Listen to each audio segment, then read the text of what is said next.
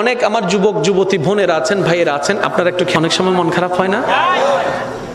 মন খারাপ হলে জানে কি শুনেন?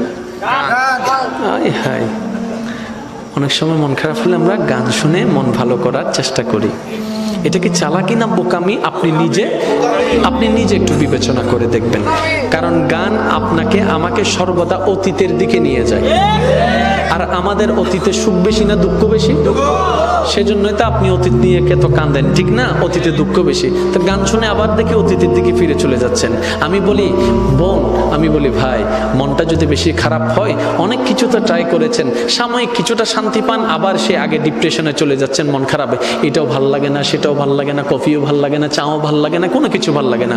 আমি বলি ভাই একটা কাজ করেন, আমি বলি বোন একটা কাজ করেন, সব কিছু বাদ দিয়ে যাই নামাজটা একটু বিছাই নেন, বিছাই নিয়ে চোখটা বন্ধ করেন, বন্ধ করে দাঁড়ায় থেকে ডাইরেক্ট সিজদায় চলে যান।